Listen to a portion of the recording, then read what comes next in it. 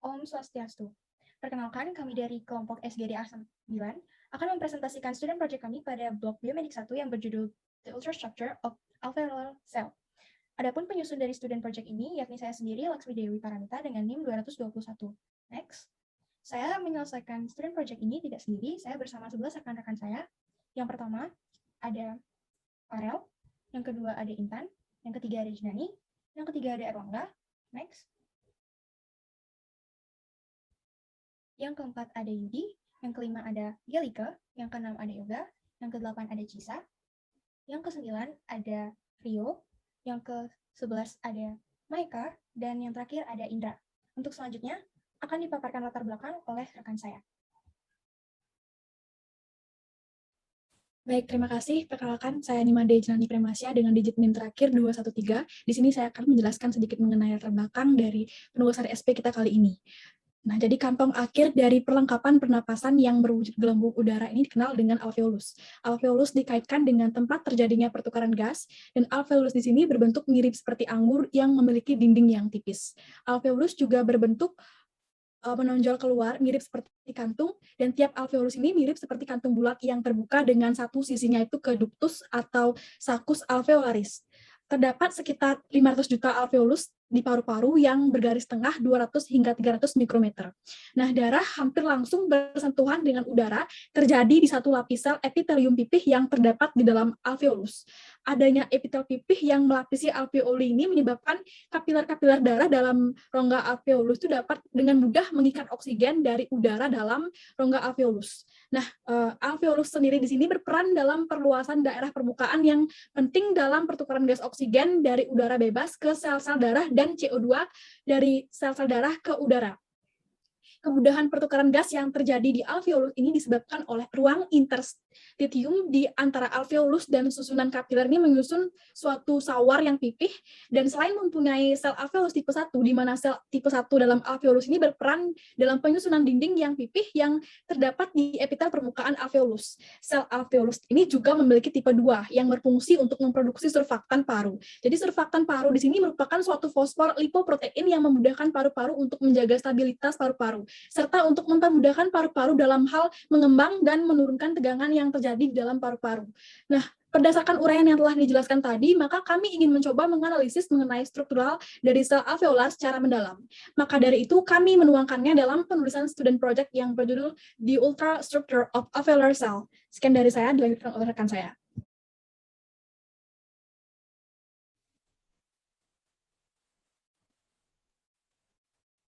Baik, terima kasih. Jadi di sini saya akan memaparkan rumusan masalah yang dapat ditarik dari latar belakang yang tadi disampaikan. Next. Jadi rumusan masalah yang pertama yaitu apakah pengertian dari sel alveolus. Yang kedua, bagaimana fungsi dan peranan sel alveolus dalam proses pertukaran gas O2 dan CO2 di dalam paru-paru. Yang ketiga, apa sajakah tipe-tipe dari sel alveolus. Yang keempat, bagaimana karakteristik dari sel alveolus. Dan yang terakhir, apa sajakah struktur serta peran membran basal pada sel alveolus. Sekian yang dapat saya sampaikan, dilanjutkan oleh teman saya. Terima kasih. Baik, terima kasih. Perkenalkan, nama saya Farel Nandavia Utama dengan NIM 21025112110. Di sini saya akan membacakan tujuan dan manfaat. Adapun tujuan yang dilakukannya penulisan student project ini, yakni yang pertama, memahami pengertian dari sel alveolus. Yang kedua, mengetahui fungsi dan peran sel alveolus dalam proses pertukaran gas oksigen dan karbon dioksida di dalam paru-paru. Yang ketiga, menganalisis tipe-tipe sel alveolus. Yang keempat, membedakan karakteristik sel alveolus. Dan yang kelima, memahami struktur dan peran membran basal. Adapun manfaat yang didapatkan dari penulisan student project ini, yakni yang pertama, manfaat bagi mahasiswa. Manfaat bagi mahasiswa yaitu menambah pengetahuan dan wawasan tentang ultrastruktur of alveolar cell dan mengasah kemampuan dalam membuat karya tulis. Yang kedua, manfaat bagi fasilitator dan evaluator. Manfaat bagi fasilitator dan evaluator adalah dapat menggunakan karya tulis ini sebagai metode penilaian terhadap student project mahasiswa. Baik, sekian dari saya. Selanjutnya akan dilanjutkan oleh teman saya. Baik, perkenalkan nama saya Kadin Tan Puspita Dewi dengan NIM 21025111212. Di sini saya akan menjelaskan mengenai pengertian sel alveolus.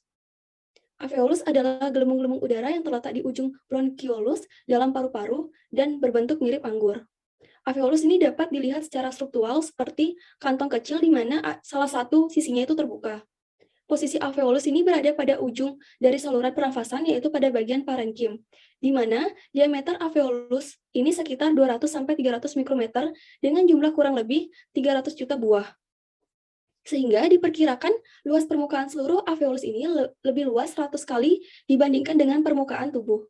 Septum yang berada di antara dua alveolus ini terdiri dari dua lapisan epitel, gepeng tipis dengan kapiler, fibrolas, serat elastin, dan retikulum, matrix, dan sel jaringan ikat yang di antara kedua lapisan. Tipe sel alveolus ini dibagi menjadi dua tipe, yaitu sel alveolus tipe 1 dan sel alveolus tipe 2. Setiap alveolus terdiri dari 3 jenis populasi sel, yaitu pneumosit tipe 1, pneumosit tipe 2, dan makrofag alveolar. Sekian dari saya, selanjutnya akan dijelaskan oleh rekan saya.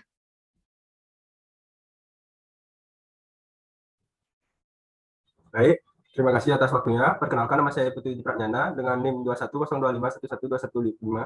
Di sini saya akan menjelaskan tentang fungsi dan peran sel alveolus dalam proses pertukaran gas oksigen dan karbon dioksida di dalam paru-paru.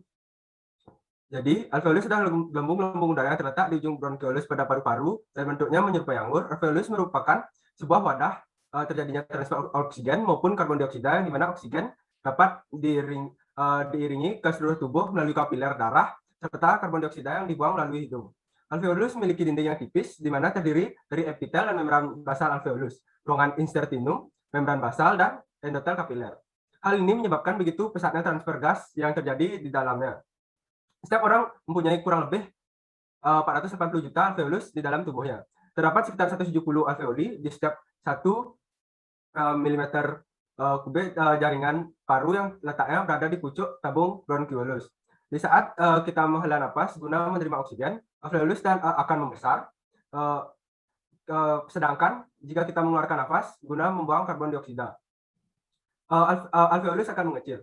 Hal ini terjadi karena adanya sebuah tahapan pernapasan yang terjadi di dalamnya.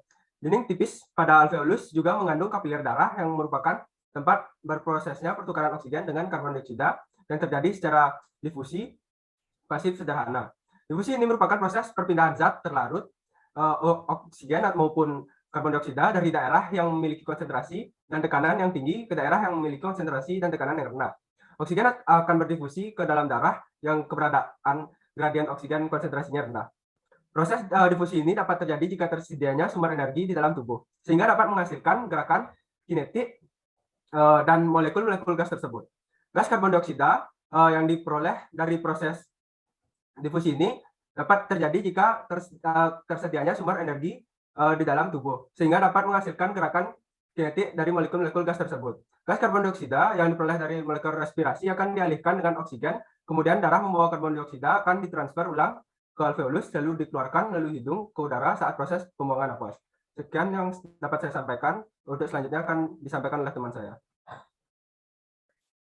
Baik, terima kasih atas kesempatannya. Perkenalkan, nama saya Lilian Lega dengan 3 digit NIM terakhir 217. Di sini saya izin melanjutkan mengenai fungsi dan peran sel alveolus dalam proses pertukaran gas oksigen dan karbon dioksida di dalam paru-paru. Jadi, ada pun 2 jenis proses transfer gas lainnya di dalam paru-paru, yaitu ada perfusi dan ventilasi. Perfusi ini merupakan proses mengantongi darah ke jaringan kapiler paru, sedangkan ventilasi merupakan proses mewadahi udara di bidang alveolus. Proses alveolus dalam melaksanakan tugas ini terjadi sangat cepat sehingga kita tidak dapat menyadarinya. Lalu selain berfungsi sebagai tempat pertukaran gas, alveolus juga berperan sebagai penyimpanan udara dalam tubuh untuk sementara waktu. Menurut Peterson, setiap alveolus terdiri dari 3 jenis populasi sel. Seperti yang akan dijelaskan, di sini saya akan menjelaskan untuk pneumosit tipe 1 yang menutupi 95% permukaan setiap alveolus. Sel ini memiliki 3 fungsi utama, yakni memfasilitasi pertukaran gas, menjaga keseimbangan ion dan cairan di dalam alveolus, berkomunikasi dengan pneumosit tipe 2, mengeluarkan surfaktan, dan melapisi alveolus. Yang kedua, pneumosit tipe 2. Sel ini memiliki fungsi utama yakni memproduksi dan mengeluarkan surfaktan paru-paru, mencegah alveolus kolaps, dan regenerasi epitel alveolus setelah cedera.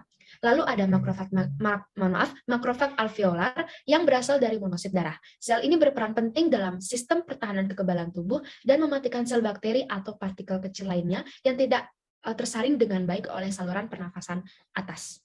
Untuk materi selanjutnya akan dibawakan oleh rekan saya. Terima kasih.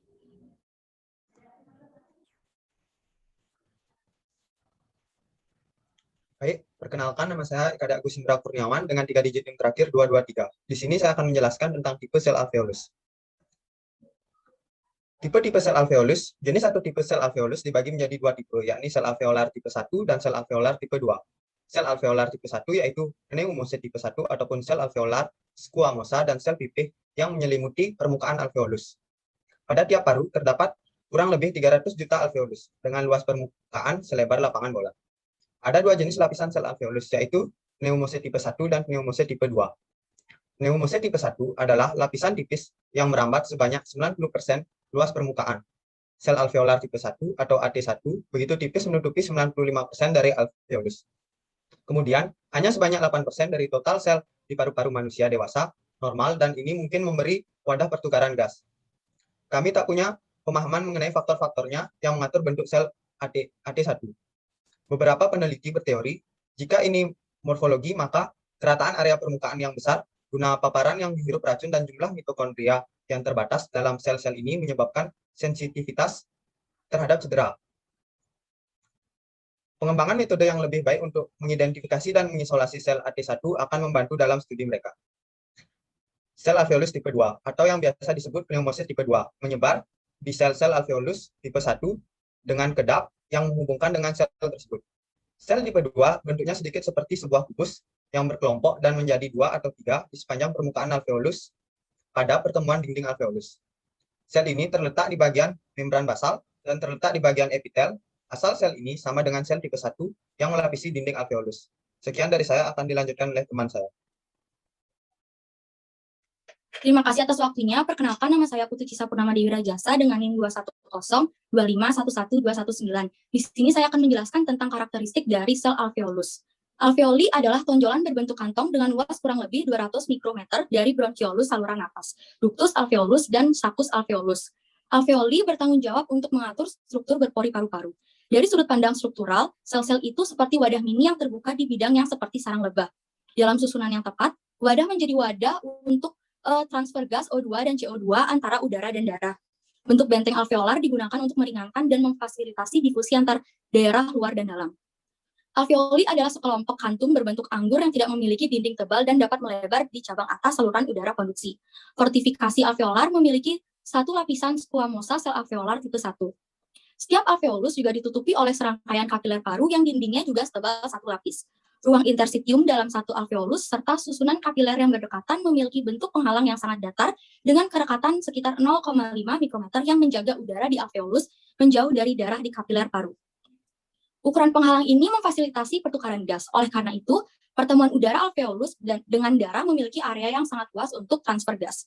Paru-paru memiliki sekitar 500 juta alveoli yang masing-masing berdiameter 200 hingga 300 mikrometer. Susunan kapiler paru yang sangat padat sehingga setiap alveolus ditutupi oleh lapisan darah yang terus-menerus.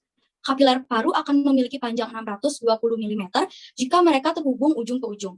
Oleh karena itu, luas total udara alveolus dan darah kapiler paru adalah sekitar 75 meter persegi. Sebaliknya, jika paru-paru hanya berisi satu organ berongga dengan ukuran yang sama dan tidak dikelompokkan dalam alveolus yang sangat umum, luas totalnya hanya 0,01 meter persegi. Selain sel alveolus tipe 1 yang membentuk dinding datar, 5% dari epitel permukaan alveolus juga ditutupi oleh sel alveolus tipe 2. Sel-sel ini menghilangkan surfaktan paru-paru kompleks lipoprotein fosfor yang memfasilitasi ekspansi paru-paru. Kemudian terdapat makrofag alveolus yang dilindungi pada lumen kantong udara tersebut. Septum interalveolar adalah elemen sudut dengan dasarnya setiap benteng di sisi dua alveoli yang berdekatan. Septum interalveolar memiliki sel dan matriks ekstraseluler fibrosa, terutama serat elastin dan kolagen yang divaskularisasi sebesar koneksi kapiler tubuh. Septum interalveolar dibagi menjadi 3 tipe sel utama, yaitu sel endotel, sel alveolar tipe 1, dan sel alveolar tipe 2. Ketebalan semua lapisan bervariasi dari 0,1 hingga 1,5 meter. Dalam septum interalveolar, anastomosis kapiler paru adalah serat jaringan retikuler dan elastis yang merupakan bagian dari struktur dasar alveolus. Makrofag dan leukosit lain dapat terlihat dan di septum interstitium. Sel endotel kapiler sangat datar dan sering disalahartikan sebagai sel epitel alveolus tipe 1. Lapisan endotel kapiler kontinu dan tidak dilapisi. Organel utama juga melekat sehingga bagian lain dari sel sangat datar yang membuatnya cocok untuk meningkatkan transfer gas. Ciri utama sitoplasma pada elemen seluler yang pipih adalah terdapat banyak vesikel pinositotik. Sekian dari saya, selanjutnya akan dijelaskan oleh teman saya. Terima kasih. Baik, terima kasih atas waktunya. Sebelumnya perkenalkan nama saya Niman Gatotwinja dengan 3 digit NIM terakhir 218. Di sini saya akan menjelaskan mengenai struktur dan peran membran basal pada sel alveolus. Membran basal atau basalis, yakni membran yang pada dasarnya yakni kondensasi dari bahan mukopolisakarida dan juga protein yang bertempat pada posisi bawah bidang basal, keseluruhan epitel dengan ketebalan yang bermacam-macam. Lapisan epitel di seluruh membran basalis punya sel basal yang berguna, jadi pasokan simpanan dan mengganti sel silia serta sel nukleus jika dibutuhkan. Sel basal ada pada membran basalis, walau tak pernah mencapai lumen saluran pernapasan. Kata basal sendiri punya makna sebagai dasar, karena letak membran tersebut berada di lapisan paling bawah atau dasar sel. Membran basal atau basalis terbagi atas 3 lapisan, yaitu lamina densa, lamina lucida, dan lamina fibroretikular. Sekian dari saya, akan dilanjutkan oleh rekan saya. Terima kasih. Baik, di sini saya izin menambahkan apa yang sudah dijelaskan oleh rekan saya. Sebelumnya perkenalkan, nama saya Agus Teknik Michael Senengrat dengan NIM 025111222. Jadi ada beberapa fungsi membran basalis secara lengkap, yaitu yang pertama sebagai tempat sel-sel epitel melekat, yang kedua sebagai penghalang atau barikade masuknya mikroorganisme ke dalam tubuh, yang ketiga itu ada sebagai pencegah tubuh kehilangan air dan juga cairan sel, yang keempat itu ada membran basal bekerja sebagai filter semi permeable yang selektif, dan yang terakhir itu ada membran basal membantu mempertahankan bentuk jaringan epitel pada bagian atasnya. Kemudian membran basal alveolus juga berfungsi sebagai penopang alveolus dan kapiler yang terdiri dari sel-sel epitel. Membran basal juga bertindak sebagai penutup untuk lapisan dalam lumen sel yang memanjang hampir ke tepi pori alveolus. Selanjutnya, sel alveolus tipe 2 itu disebut dengan pneumosit tipe 2 melewati celah sel alveolus pertama untuk membentuk taut ketat dan desmosom mengintegrasikannya ke dalam sel ini. Dan sel tipe 2 itu memiliki bentuk kuboid yang membelah menjadi 2 atau 3 di seluruh bidang alveolar sebagai perpanjangan dari dinding alveolar. Dan sel-sel ini terletak di membran sel basal dan merupakan elemen epitel. Sekian dari saya, selanjutnya akan dijelaskan oleh rekan saya.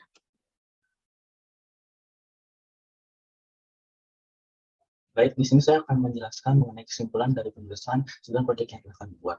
Sebelumnya, perkenalkan nama saya Adelius Radaksa Budiarta dengan 3 digit yang terakhir 220. Alveolus merupakan kantung gelambung udara yang terletak pada ujung bronkiolus dalam paru-paru. Alveolus memiliki ukuran yang mikroskopis atau sangat kecil yang hanya bisa dilihat melalui mikroskop. Alveolus memiliki peranan yaitu sebagai wadah dalam sistem pertukaran gas O2 dengan CO2, di mana proses ini terjadi secara difusi pasif. Sel alveolus terbagi atas 2 jenis populasi sel, di antaranya yang pertama adalah pneumosit tipe 1 yang menutupi 90% dari permukaan sel alveolus, kemudian pneumosit tipe 2. Kedua jenis ini berasosiasi satu dengan yang lain dalam bentuk sawar yang tipis dan mudah melalui gas serta menurunkan tegangan permukaan dari sel alveolus. Alveolus memiliki karakteristik yang cukup unik, yaitu berkelompok mirip anggur yang berdiri tipis dan dapat mengembang di ujung cabang saluran nafas. Terdapat sebuah ruangan interstitium antara sebuah alveolus dengan anyaman kapiler yang di sekitarnya membentuk sawar yang sangat tipis yang memisahkan udara di alveolus dari darah di kapiler. Pada alveolus juga terdapat struktur dan peran membran basal pada sel alveolus yang terbagi atas 3 bagian, diantaranya lamina des, lamina lucida, dan lamina fibroretikular.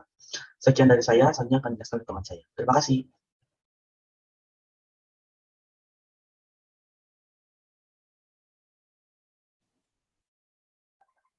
Baik, di sini saya akan memaparkan sedikit saran dari penulisan yang telah kami lakukan. Yang pertama, saran bagi pembaca. Jadi, saran bagi pembaca, setelah pembahasan materi tadi, kami menyarankan para pembaca untuk menyimak kembali dan memahami setiap pembahasan mengenai alveolus yang telah dipaparkan dalam student project ini, sehingga pengetahuan dan ilmu yang dibagikan dapat tersampaikan dengan baik. Lalu yang kedua, saran bagi pihak kampus. Kami menyarankan dan berharap agar student project ini ditempatkan di perpustakaan, agar nantinya dapat bermanfaat bagi mahasiswa lainnya, terutama bagi mahasiswa Fakultas Kedokteran Universitas Udayana. Sekian yang dapat saya sampaikan. Terima kasih.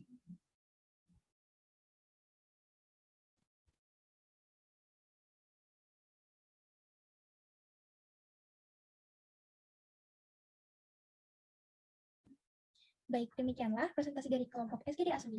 Mohon maaf apabila terdapat salah kata selama presentasi berlangsung. Terima kasih atas perhatiannya. Akhir kata, saya tutup dengan para Santi. Om Santi, Santi, Santi Om.